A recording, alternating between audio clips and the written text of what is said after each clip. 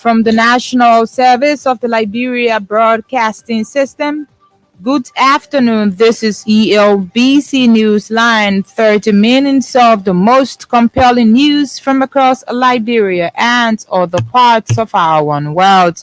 Today is Thursday, the 28th day of December 2023. My name is Zokwe Beslakonen, your presenter. In the headlines, health authorities ramp up treatment and tracking of explosion victims as casualty rises to 40. Some of them burn to almost 60 degrees, some 55, some above. Therefore, that death toll may climb. Police arrest a 32-year-old man for allegedly raping an 18-month-old baby in Margibi County. Inaugural committee intensifies preparation ahead of January's transition. Away from home, Russia opens embassy in Burkina Faso after nearly 32 years. These stories, plus many more developments, are all packaged into this edition of the program ELBC Newsline. We now go over to Emmanuel Colley for the Bulletin of News.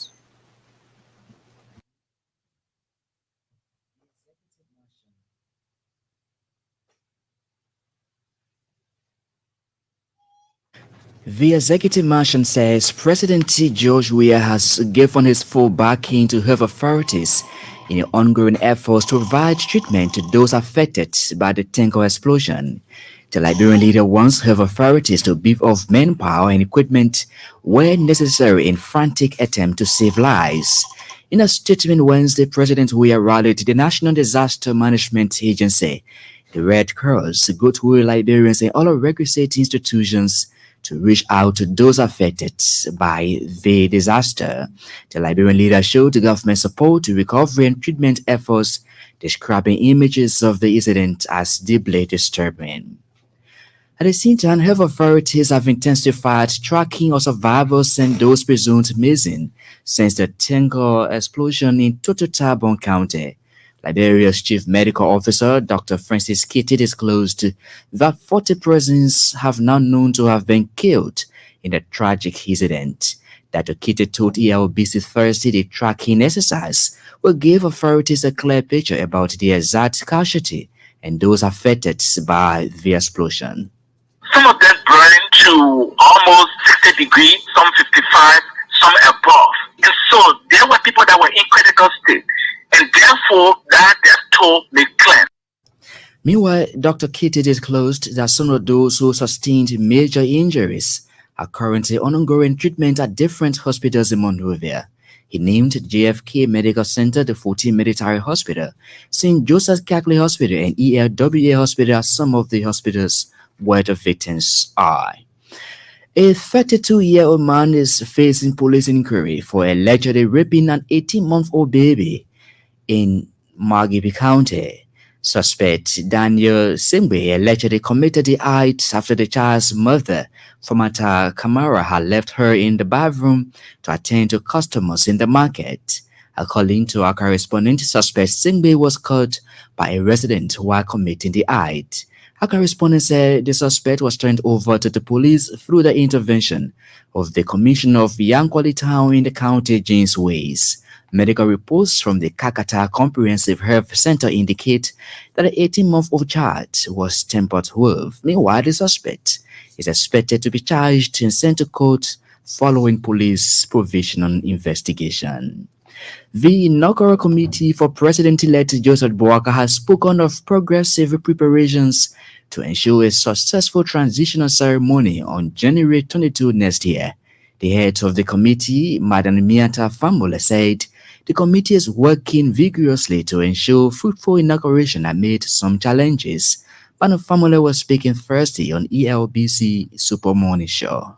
Everybody is working double time. Okay. If I can say that, every single person, they're enthusiastic, they're putting in their all in all. And from our point of view, we're all ready to work. Madam Famula said the committee has more volunteers but lacks logistics to dispose garbage collected from various communities in Monrovia and immediate environs to Chismonburg landfill in Montserrat County. The JMP inaugural committee head is at the same time calling on Liberians to join effort to keep their environments clean before and after the inauguration. At the same time, the head of the JNB inaugural committee, Mianta Famule, wants President-elect Joseph Boakai prioritize the fight against corruption and injustices under his administration. Manafamule said a warned against the culture of impunity, urging the incoming government to curb impunity to ensure accountability and transparency in state governance. She also believes the move will help in putting Liberia on par with other countries in the sub-region. The JMB inaugural committee head also expressed confidence that President-elect Joseph Boakai will cherish the trust reposed in him by the people of Liberia. And Foreign Minister D. Mazu Kimaya has clarified that the Joint Presidential Transition Team was not commissioned to audit the outgoing government. Minister Kimaya said the team pursuant to the Executive Order 123 was constituted to ensure the 2024 transition process is carried out smoothly. The Dean of the Cabinet spoke recently in Monrovia at the opening of the JPTT sector meeting on foreign affairs and international relations. Minister Kimaya also clarified that his statement is in no way that the outgoing government is afraid to be audited. He noted that the outgoing government is open to audit by the Boakakun administration. Emmanuel Colley there with the news bulletin. He will be here again with the weather update and international development. One of the big stories we are following on today's presentation: police arrest a 32-year-old man for allegedly raping an 18-month-old baby in Margibi